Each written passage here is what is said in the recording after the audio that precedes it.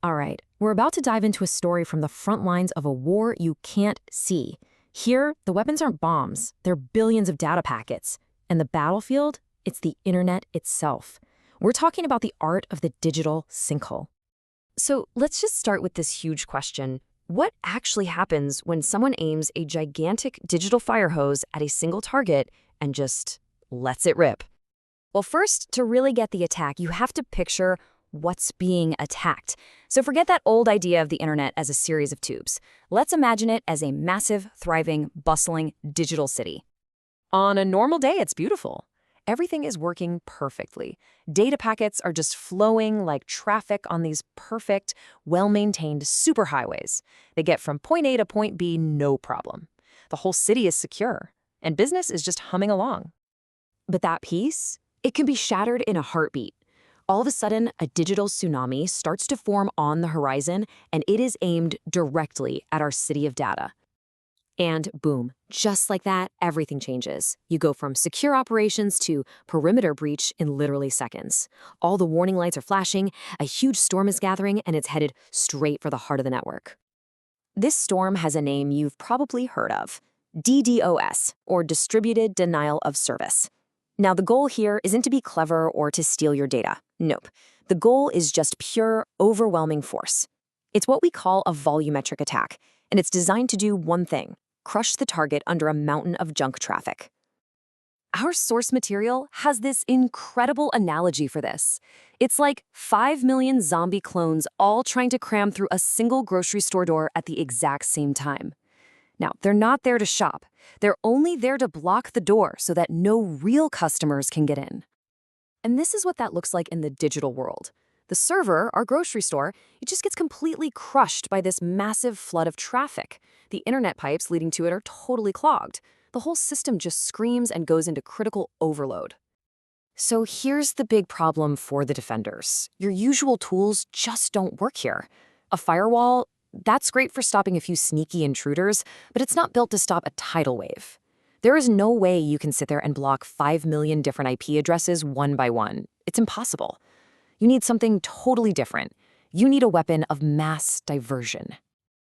And you have to remember, this isn't just computers fighting computers. At the center of it all, there's a person. An engineer, probably yanked out of bed at 3 in the morning, staring at a screen that's just a sea of flashing red alarms. Welcome to the Security Operations Center, or SOC. The alarms are blaring, the server is basically gasping for air, and that engineer, they have to make a huge decision, and they have to make it right now. And what a choice it is. Option 1, do nothing. The site crashes, you lose a ton of money, and your brand's reputation gets hammered. Option 2, activate the Sinkhole. It's a really expensive tool, and here's the scary part. If you mess up the configuration, even a little bit, you could end up blocking all your actual customers. Or worse, your boss. Okay, the engineer makes the call. This is kind of like the turn the nuclear key moment. They hit the button. A command shoots out across the entire globe, initiating the countermeasure. And that's it. There's no going back. So what did pushing that button actually do? Well, it just started rewriting the map of the internet. Literally. All thanks to one of the most elegant, powerful defensive tools ever invented. It all comes down to a protocol called BGP, which stands for Border Gateway Protocol. The easiest way to think about it is like the internet's own GPS. It's the system that tells every little data packet which highways to take, which exits to use, to get to where it's going. So, how does the defense work? It's basically a BGP hack. The defender sends out a new announcement to the internet's GPS. It's like shouting, "Hey, all you routers out there, that road to my server, it's closed. But I've opened this brand new super fast exit ramp over here. Use this one instead." The catch? This new exit ramp, it leads absolutely nowhere. It's a one-way trip to a virtual black hole. And the effect is immediate. It's dramatic. A sinkhole vortex just opens up. All that attack traffic gets instantly rerouted and sucked right in. And just like that, threat neutralized. The pressure on the real servers drops back to zero. The systems can finally breathe and start to recover. But wait, stopping the attack is really only half the story. You have to wonder, right? What happens to all that junk data that got sucked into the void? Well, this is where things get really interesting.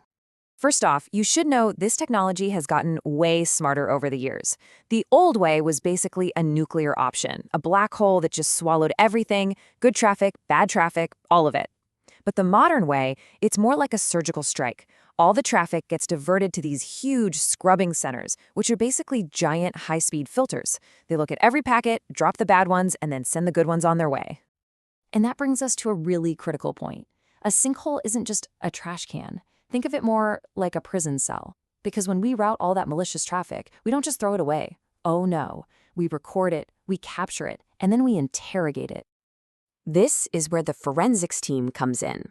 All that captured attack data, it's like the digital bullets they pulled out of the armor, gets put under a microscope.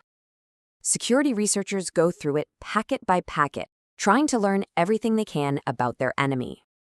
And the stuff they find in there, it is pure gold. They can fingerprint the attack and figure out which specific botnet was used. They can trace where the attack came from, and yeah, sometimes it's literally coming from hacked smart fridges in Brazil. And every once in a while, they discover a brand new, never-before-seen type of attack. The bottom line is, by studying this attack, they learn exactly how to build better armor for the next one. So, you see, the sinkhole is so much more than just a shield. It's this incredibly powerful tool for gathering intelligence in this never-ending cat-and-mouse game. It really drives home the point that, in a war where the entire map of the internet can be rewritten in minutes, the only way to stay ahead is to learn from every single attack and use that knowledge to prepare for whatever's coming next.